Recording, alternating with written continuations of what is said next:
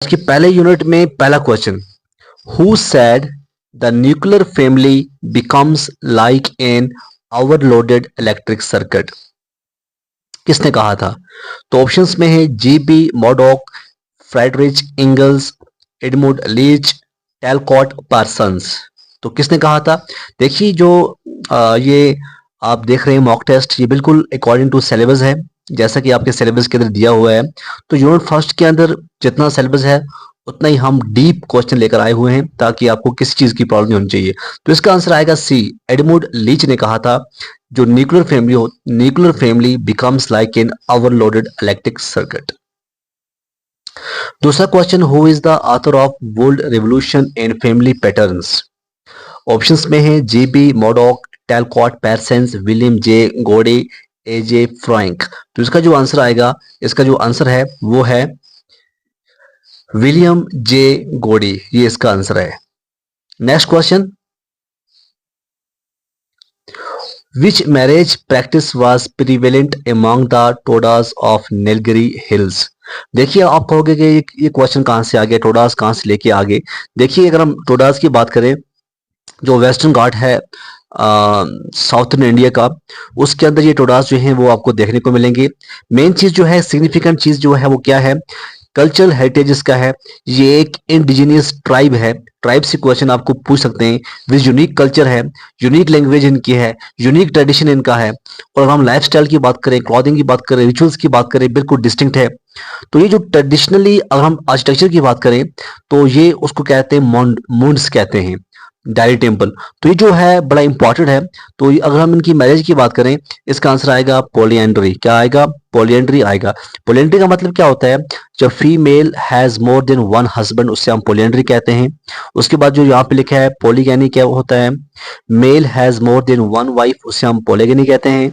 उसके बाद है मोनोगैमी। मोनोगैमी का मतलब होता है वन पार्टनर, सिर्फ एक पार्टनर हो, सेम सेक्स, आप जानती हैं। तो पॉलीएंड्री जो है थोड़ा बड़ा इंपॉर्टेंट है। इसी वजह से जो ये कल्चर है ये यूनिक है, इससे क्वेश्चन आ सकता है। Who formulated the distinction between classificatory and descriptive kinship terminologies. देखिए अगर हम बात करें किनशिप, ये एक सोशल रिलेशनशिप होती है। हम देख सकते हैं ब्लड रिलेशंस, ब्लड टाइज, ठीक है। या फिर हम इसे कह सकते हैं कॉन्सैंग्यूनियल या कॉन्सिग्यूनिटी कहते हैं ऐसी चीज को। तो इसके बहुत सारे टाइप्स होते हैं। जब किनशिप पढ़ोगे, किनशिप के अंदर एक आता है, पहला जो टाइप आता है वो आता है कॉन्सैंग्यूनियल, बिटवीन पेरेंट्स एंड चिल्ड्रंस जो होता है। उसके बाद होता है एफिनियल किनशिप, ये होता है एस्टेब्लिश्ड थ्रू मैरिज, जब मैरिज करके सन इन लॉ बनता है या बाकी बनते हैं। तो इसका आंसर की बात करें, लिविस मॉर्गन जो है इसने फॉर्मुलेट किया था distinction between classificatory and descriptive kinship terminologies को। A principle of succession where the subject is succeeded by the youngest child is known as, उसे हम क्या कहते हैं? तो यहाँ पे आपके पास जो है अल्टीमो जेनिचर है, प्रीमो जेनिचर जो है, ठीक है। यहाँ पे लिखा हुआ है बहुत कुछ, तो आप लिख सकते हैं यहाँ पे। देखिए हम इसका जो आंसर की बात करें, इसका जो सही आंसर है वो है अल्टीमो जेनिचर जो है इसका आंसर आएगा। When a newly married couple established their own residence that is separate from both husband and wife natal household is known as, उसे हम क्या कहते हैं? तो इसका जो आंसर आएगा बच्चों वो आएगा सी, न्यू लोकल रेजिडेंस कहा जाता है। Who has said that marriage is rooted in the family rather than the family in marriage? किसने कहा था ये? तो ये कहा था वेस्टमॉक ने। Who argue who argued that an isolated nuclear family is the typical form of family in modern industrial society? तो किसने कहा था? इसका आंसर आएगा टेलकॉट पैर्सन्स। टेलकॉट पैर्सन जो है इसका आंसर आएगा।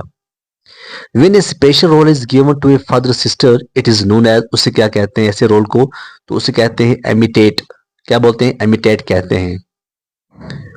Who defined marriage as a contract for the production and maintenance of children? क्या किसने कहा था ये? तो ऑप्शन है आपके सामने, आंसर आएगा मेलिनोवेक्स की जो है, इसने कहा था जो मैरिज है ये contracts for the production and maintenance of children है। एडिल्फिक पॉलिएंड्री स्टैंड्स फॉर, एडेल्फिक जो पोलेंड्री है वो उसको आंसर आएगा हस्बैंड्स ऑफ वुमेन्स और ब्रदर्स। क्या होंगे? हस्बैंड्स जो होंगे विमेंस के, उसके भाई होंगे, उसे हम कहते हैं एडेल्फिक पोलियंड्री। यहां पे लिखा हुआ है which of this is not a type of family identified by Zimmerman. तो यहां पे इसका जो आंसर आएगा वो आएगा ब्लेंडेड।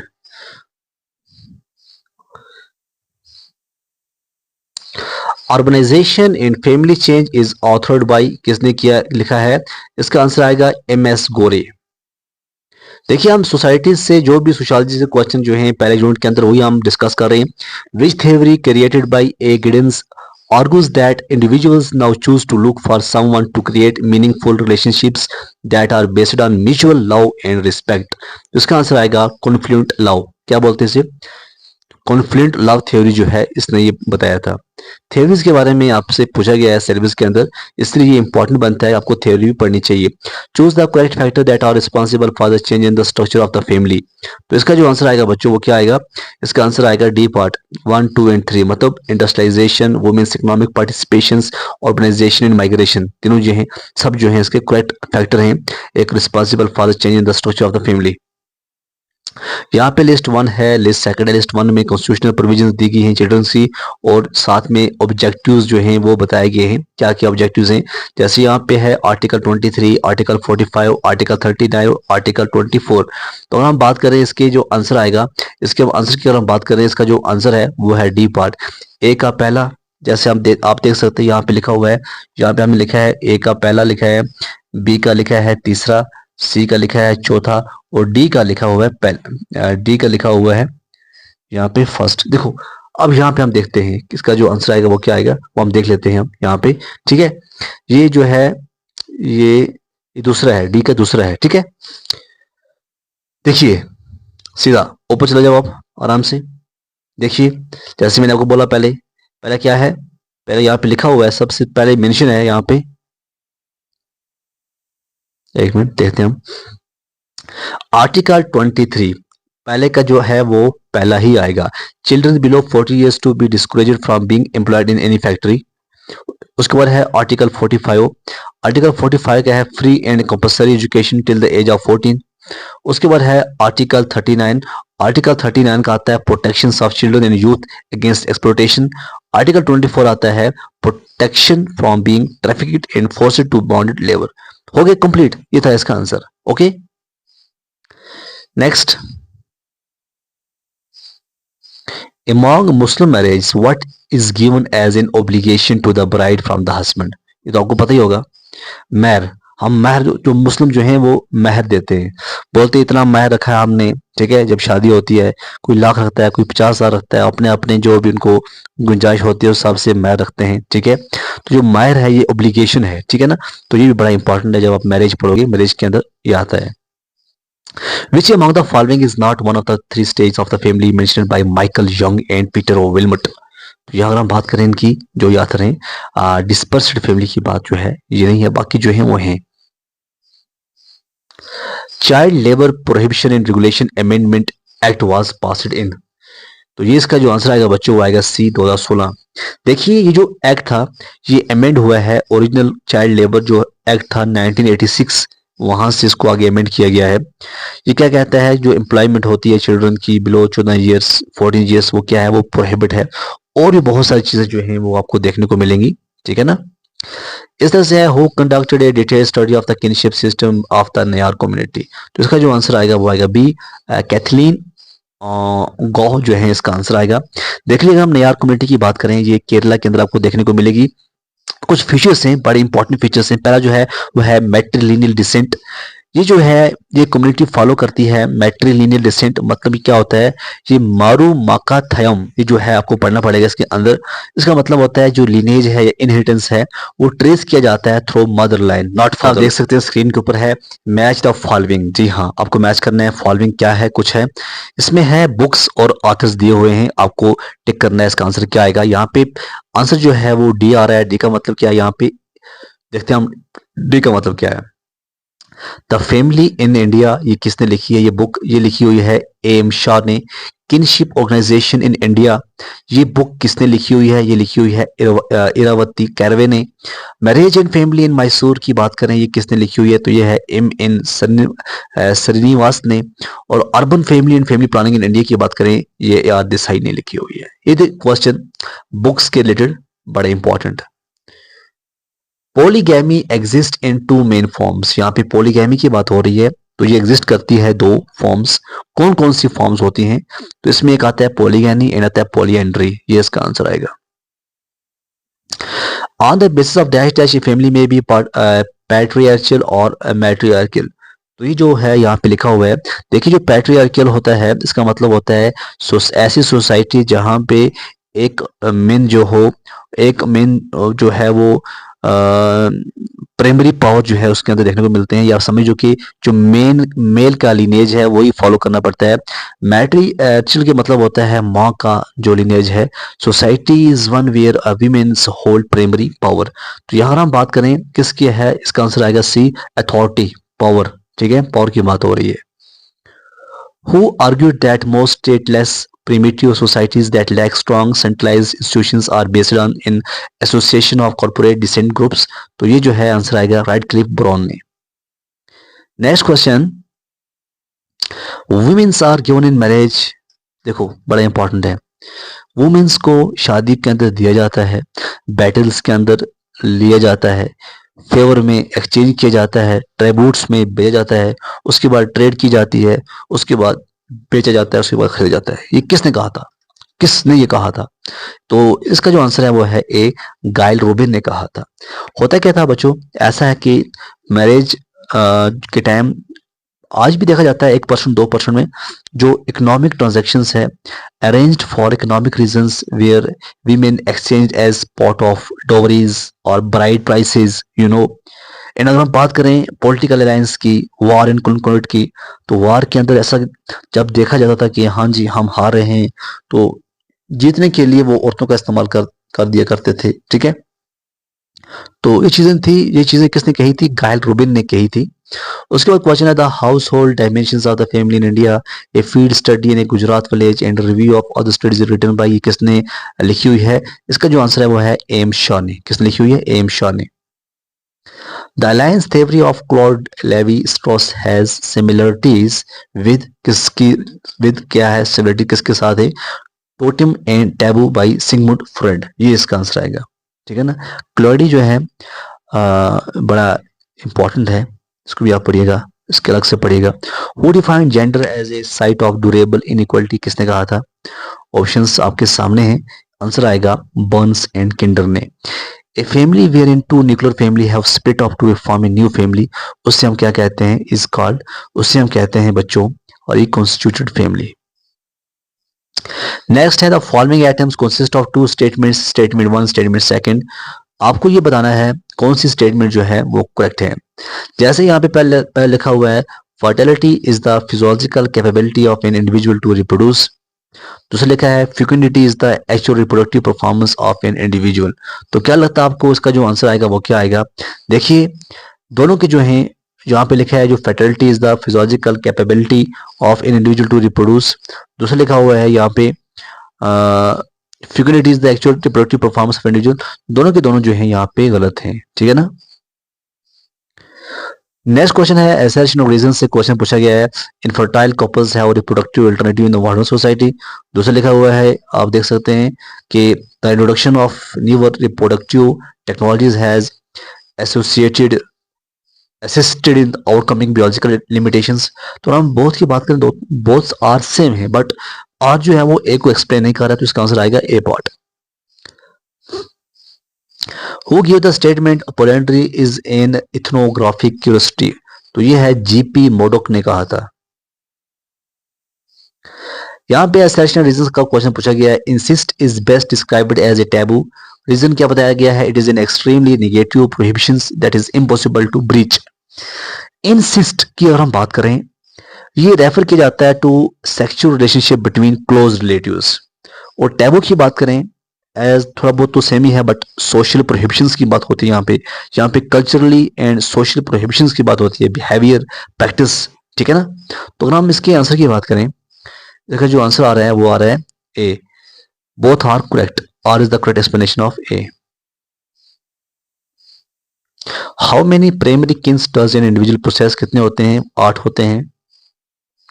उसके बाद आता है what are the two principles used by Levi Strauss to explain alliance theory, तो ये आएगा principles of monogamy. When did the Hindu adoption से maintenance act come into force, 1956 में ये हुआ था, फोर्स के अंदर फोर्स उसका हुआ था। उसके बाद कोविड रेफर्स टू, देखिए ये बड़ा इंपॉर्टेंट है कोविड, ये एक ऐसा कल्चरल प्रैक्टिस है जहां पे father to be engaged in rituals और बिहेवियर। इसका क्या मतलब है, ऐसा देखा गया है, अगर इंडिया की बात करें कुछ कल्चर ऐसे होते हैं जहां पे जब वीमेंस लेबर में जाती हैं तो उसके बाद जो फादर होता है वो क्या करता है, अपने आप को कुछ फूड से बचाता है, ठीक है, कुछ चीज़ों से बचाता है, साइड हो जाता है, कोई काम ऐसे जो होते हैं वो अपने कल्चर में वो नहीं करते हैं ताकि जो डिलीवरी है वो अच्छी तरह से हो जाए, उसे कहते हैं कोविड। तो ये भी सोसाइटी के अंदर एक मैरिज का बड़ा अच्छा खासा है। जहाँ बात करें प्रेगनेंसी से क्वेश्चन आ सकता है, तो कहीं ना कहीं ये क्वेश्चन भी बड़ा इंपॉर्टेंट है, इसको भी आप याद रखिएगा। The customs in which women is asked to marry the brother of her deceased husband is known as levirate, levirate उसे कहते हैं, ठीक है, बहुत इंपॉर्टेंट है ये भी। Who argued that the nuclear family suffers from an emotional overload which increase the level of conflict between its members, तो वो कहा था ई लीच ने, किसने कहा था, ई लीच ने कहा था। The evil practice of सती प्रथा was abolished in which year, तो ये ऐसा सिस्टम था, प्रैक्टिस थी, जहां पे हम बात करें where a widow would emulate herself on her husband funeral prayer, तो इसका जो आंसर आएगा वो आएगा 1829 में इसको क्या किया गया था, एबॉलिश किया गया था। The Hindu window remarriage act came into existence in कब आया था ये, इसका जो ऑप्शन है वो है 1856 में ये आया हुआ था। Hindu marriage act which allows divorce in Hindus, Buddhist, Sikhs, Jains accept in J and के केम इनटू एग्जिस्टेंस इन कब, ये था 1955 में। नेक्स्ट है the type of family in which the couple lives in the maternal uncle house are known as, उसे क्या कहते हैं, जब वो अंकल के घर रहेगा वो एवेंक्लो लोकल है, ठीक है। देखो जो हस्बैंड के घर में रहेगा उसे हम कहेंगे क्या नाम इसका, वीरी लोकल, ठीक है।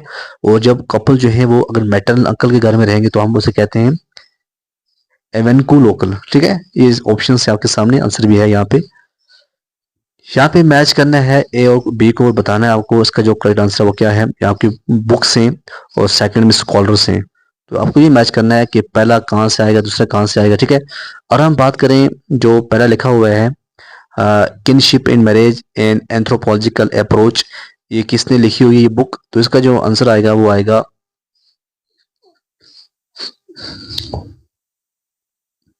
रॉबिन फॉक्स ने लिखी हुई है ये, ठीक है। इस तरह से दूसरा है system of consanguinity and affinity of the human family, ये किसने लिखा हुआ है, ये लिखा हुआ है एल.एच. मॉर्गन ने। इस तरह से है a critique of the study of kinship, ये किसने लिखी हुई है, ये लिखी है डेविड एम ने। उसके बाद जैसे यहाँ पे African system of kinship and marriage, ये किसने लिखा हुआ है, तो ये लिखा हुआ है डी फोर्डन ने। क्वेश्चन है which are the following best defines a society, बताइएगा। A large group of people living together in an ordered community, a small group of individuals sharing a common interest, an organized group of people with a particular purpose, तो इसका जो answer आएगा बच्चों आएगा a large group of people living together in an ordered community, ये best define करता है society को। Community is typically characterised by, क्या होता है, उसका जो आंसर आएगा वो आएगा shared interest and common values, ठीक है। जियोग्राफिकल प्रोक्सिमिटी, ठीक है। सोशल इंटरेक्शन अमंग मेंबर्स, तो सभी जो है इसका आंसर आएंगे, तो ऑल ऑफ द अबव जो है इसका करेक्ट आंसर है। Which term refers to a formal organization of people with a common purpose or interest, उसे हम क्या कहते हैं, उसे हम कहते हैं association. The concept of Gemeinschaft is associated with, किसका है, किससे एसोसिएट है, ये है रूरल कम्युनिटी से। Which sociologist introduced the concept of Gemeinschaft and Gesellschaft, तो इसका जो आंसर आएगा बच्चों वो आएगा फ्रीडरिक टोनीज, ये इसका आंसर आएगा। In sociology a group characterised by intimate face to face association and cooperation is called, उसे हम क्या कहते हैं, उसे हम कहते हैं प्राइमरी ग्रुप। क्या बोलते हैं, प्राइमरी ग्रुप कहते हैं। विच of the following is not A feature of an association, यहाँ पे अगर हम बात करें इसका आंसर आएगा डी, स्पॉन्टेनियस इंटरेक्शन को छोड़ के जो है सभी जो इसके फ्यूचर आते हैं, किसके, एसोसिएशन के। A large impersonal social group whose members pursue a specific goal or activity is called, तो उसे हम कहते हैं सेकेंडरी ग्रुप। क्या बोलते हैं बच्चों, सेकेंडरी ग्रुप कहते हैं। The concept of society in sociology का, सोशियोलॉजी प्राइमरली रेफर्स टू, उसे हम क्या कहते हैं, उसे हम कहते हैं network of social relationship. An example of community would be, क्या होना चाहिए, local neighbourhood. Social stratification refers to, किसे कहते हैं सोशल स्ट्रेटिफिकेशन, इसका आंसर है the division of society into categories, ranks और क्लासेस, इसे हम कहते हैं social stratification. Which of the following is ए की feature of the caste system in India, अगर हम बात करें तो इसका आंसर आएगा, वो आएगा B part.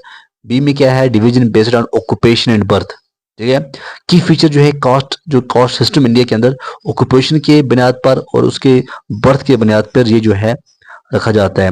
Which term describe the hierarchical system based on economic position in access to resources, तो इसका जो आंसर आएगा वो आएगा B, class.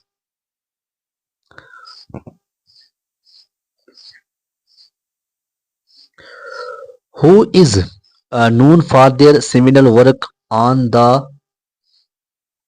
Indian caste system, तो इसका जो आंसर आएगा वो आएगा C, B R Ambedkar.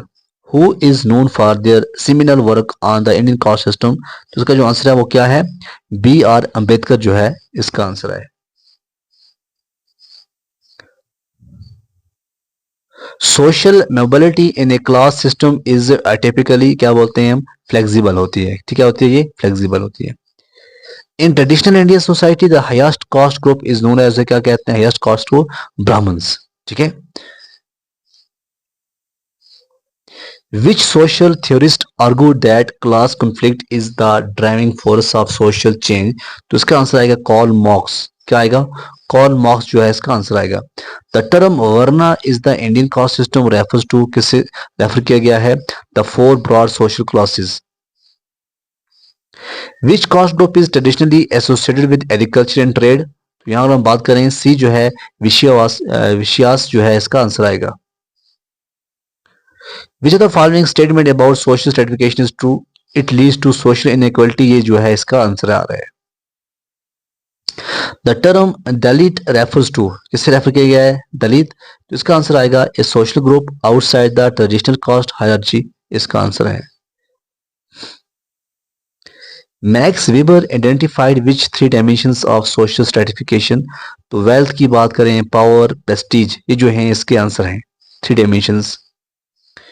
Which policy in India aims to improve the social status of historically marginalised communities, तो इसका जो आंसर आएगा वो आएगा affirmative action. In caste system the concept of endogamy refers to, वो है marrying within one caste, उसे हम कहते हैं endogamy. The idea of dominant caste which introduced by which sociologist, उसका आंसर आएगा M N Srinivas. Social stratification can lead to which of the following outcome, तो इसका जो आंसर आएगा बच्चों वो आएगा social inequalities. Which is a major difference between caste and class system, तो ये है caste is more rigid than class. Which movement aimed at abolishing untouchability in India, तो ये था answer Dalit movement. Dalit movement जो है इसका आंसर था untouchability in India. Which of the following is not a characteristic of caste, किस कौन सा नहीं है इसमें से, तो इसका आंसर है डी, मेरिट बेस्ड एडवांसमेंट जो है छोड़ो, बाकी हम ऑक्यूपेशन की बात करें, एंडोगैमी की बात करें, हायरार्किकल स्टेटस की बात करें, वो उसके अंदर आते हैं। In Indian society the term jati refers to, क्या रेफर करते हैं, sub caste within the varnas, जो वर्नस हैं उनकी जो सब कास्ट है वो हम बोलते हैं jati, jati. Norms are best described as, क्या है, इसका जो आंसर आएगा वो आएगा rules and expectations by which a society guides the behaviour of its members. Values can be defined as, values को क्या डिफाइन, किस तरह से डिफाइन किया जाता है, general ideas about what is good, right और desirable in a society. Which are the following is an example of folk way. Folk way की अगर हम बात करें, customs related to greetings and manners. Mores क्या है? मोरीज अगर हम बात करें, strong norms that are regarded as essential for the welfare of society. The violation of mores की वायलेशन क्या रिजल्ट करती है? इसका आंसर आएगा सिविल सोशल कंडेमनेशन जो है इसका आंसर है। Norms that dictate what people should not do are called, उसे हम कहते हैं proscriptive norms.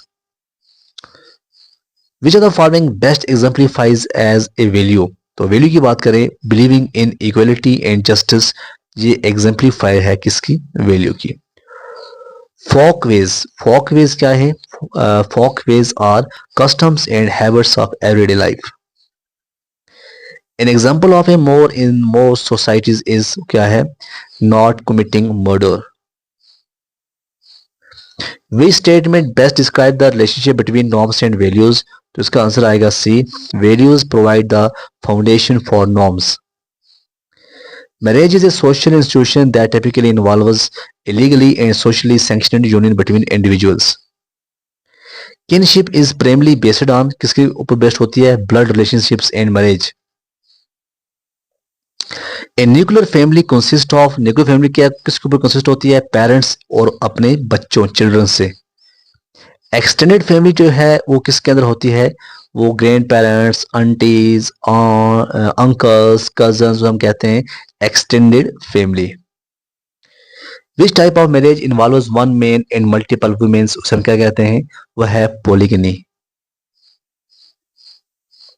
Which type of kinship system is based on both maternal paternal lines, वो है bilateral. Endogamy refers to, endogamy क्या होता है? एंडोगैमी की हम बात करें, marrying within one social group. उसके बाद है which term describe the social rules requiring individuals to marry outside their own social group, तो वो है exogamy. A system of descent that traces kinship through the mother line is called, वो है matrilineal, ये हम पहले पढ़ चुके हैं। Which form of family is characterised by a high degree of mobility and small household size, वो होता है nuclear family.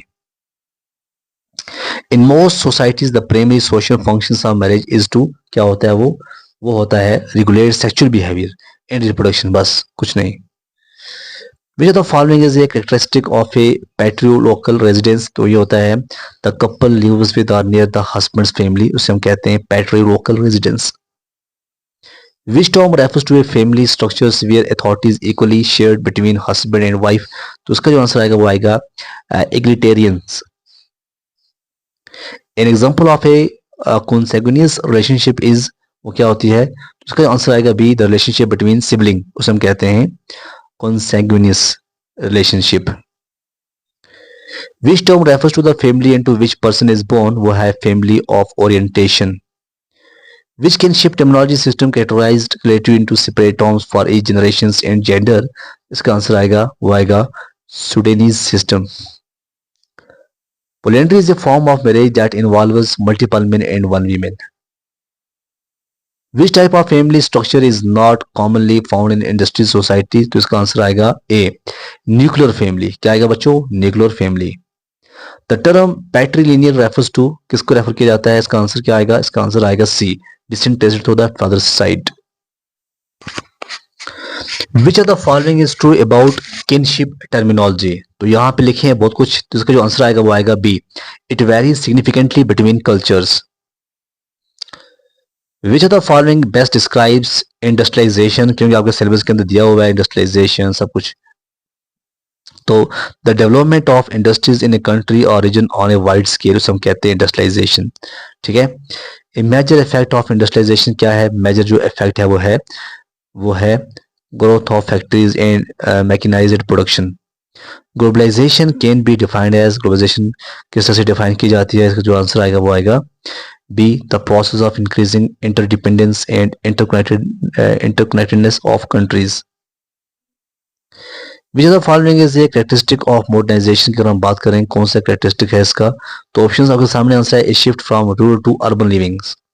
The term post industrial society refers to, किसको रेफर की जाती है? Term post industrial society? तो इसका answer है B, a society where the service sector generates more wealth than the manufacturing sector.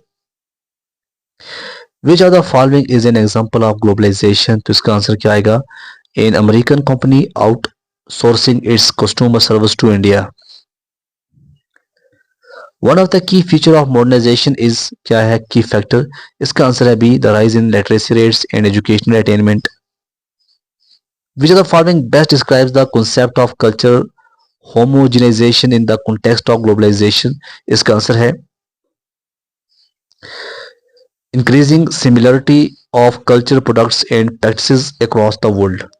ये इसका आंसर है। इंडस्ट्रियलाइजेशन टाइपिकली लीड्स टू, ये क्या लीड करती है industrialisation? The growth of urban areas and cities. Which are the following is not a characteristic of modernisation?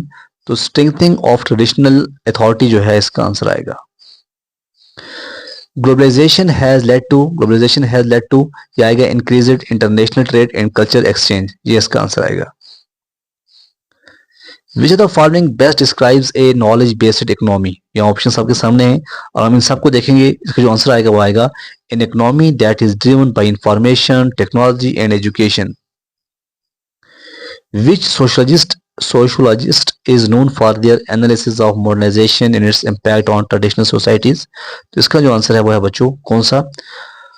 टेलकॉट पेर्सन्स जो है इसका आंसर है।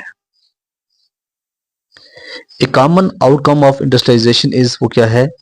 Increase in job opportunities in factories.